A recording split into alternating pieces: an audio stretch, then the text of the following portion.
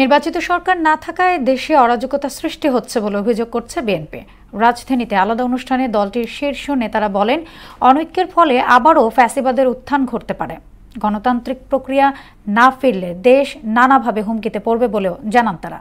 তানজিদ ভুঁইয়ার প্রতিবেদন।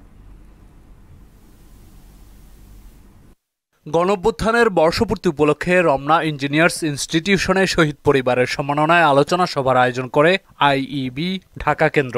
সভায় শেখ হাসিনা ও তার দোসরদের বিচার দাবি করেন শহীদ পরিবারের সদস্যরা।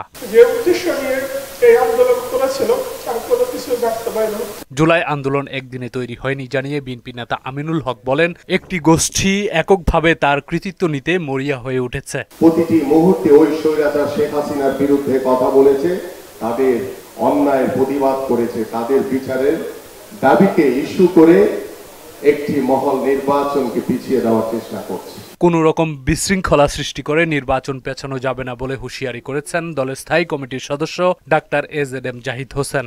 আমরা শুধু এইটুকুই বলতে চাই, বাংলাদেশ জাতীয়তাবাদী দল জনগণকে সাথে নিয়ে গণতন্ত্র পুনরুদ্ধারের লড়াইয়ে বিগত 16টি বছর সব সময় জনগণের পাশে ছিল। স্থায়ী কমিটির আরেক সদস্য হাফিজ উদ্দিন বলেন, গণতন্ত্র পুনরুদ্ধারের জন্যই জুলাই বিপ্লব হয়েছে। তবে এই মুহূর্তে অন্তর্বর্তী সরকারের কাছ থেকে কোনো গণবিরোধী সিদ্ধান্ত জনগণ মানবে না। ইতিহাসে কোথাও নাই অনির্বাচিত ব্যক্তিরা সংবিধান সংশোধন করে, এখানে সেটাই প্রস্তাব দেওয়া হয়েছে। 1-1.5 মাসের আন্দোলনে তো শেখ হাসিনার পতন হয় নাই, 16 বছরের নিরন্তর সংগ্রামের ফলে এই স্বৈরাচার বিদায় নিয়েছে।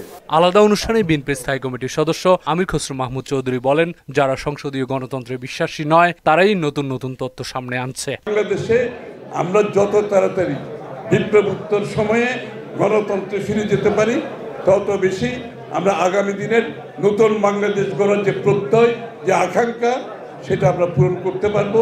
অন্যদিকে রাজধানীতে এক সেমিনারে দলের সিনিয়র যুগ্ম মহাসচিব রুহুল কবির রিজভী বলেন, দেশে যাতে আবার ফ্যাসিবাদের উত্থান না ঘটে সেজন্য সবাইকে সজাগ থাকতে হবে। যে পদ্ধতিটা আমরা চালিয়ে এসেছি বা চলে এসেছে, হঠাৎ করে এর যদি কোনো ব্যত্যয় হয়, কোনো ব্যতিক্রম হয়, তাহলে একটা তালগোল পাকবার যথেষ্ট সুযোগ রয়েছে। নতুন পদ্ধতিতে নির্বাচন হলে দেশের জনগণ বিভ্রান্ত হবে বলেও মন্তব্য করেন রিজভী। আনুপাতিক নির্বাচন পদ্ধতি নিয়ে যে কথাগুলো বলা হচ্ছে। তানজিদ ভুঁইয়া, মোহনা সংবাদ, ঢাকা।